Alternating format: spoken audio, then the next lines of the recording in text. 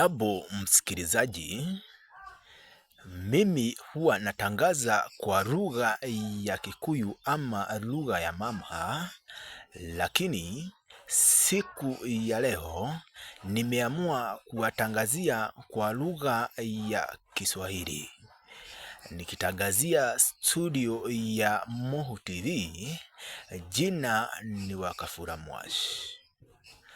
Tahadhari kwa Wakenya, tena nawatahadharisha mahali popote mlipo, yeyote anayesikia hii lugha ya Kiswahili afahamu fika ya kuwa sisi kama Wakenya tunafaa kuiga mfano mwema wa kupendana, kwa maana kulingana na yale matamshi yameachiliwa hivi majuzi na kiongozi ambaye sitamtaja kwa jina, inaonyesha ya kwamba sisi kama Wakenya lazima tujihadhari huyu kiongozi sana, kwa maana ameonyesha ubinafsi katika siasa zake. Nikitangazia studio ya Mohu TV, ningependa ufahamu ya kwamba mwaka wa 2007 sikuwa mtoto, bali nilikuwa mtu mzima na niliyaona yale yalichangiwa na siasa mbovu. Kwa hivyo, ningependa kuwatahadharisha Wakenya, yule mnayekaa na yeye kwa wakati huu, huyo ndiye jirani yako.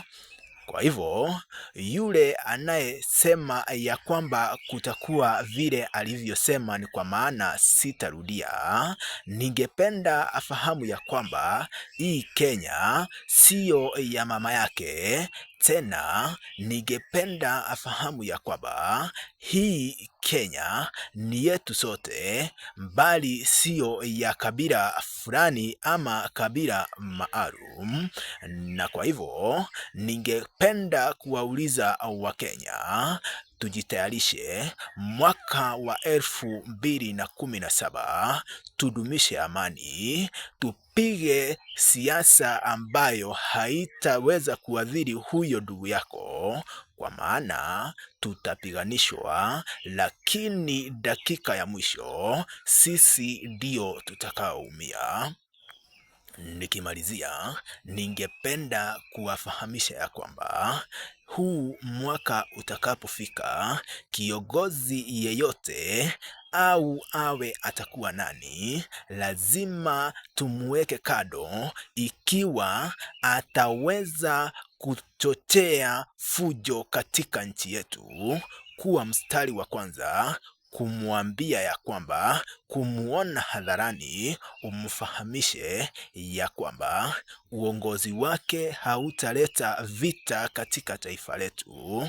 Kwa hivyo tena narudia, amani, tudumishe amani na tusijaribu kulipwa kuchochea ghasia katika nchi yetu. Ni kwa maana watoto wetu, biashara zetu, mashamba zetu, uhusiano wetu mwema baina ya mtu na mwenzake ndio utakao zabaratika. Nikimalizia, ewe unayejua unataka kuzua fujo katika nchi yetu, koma na ukome, ni kwa maana huna adabu.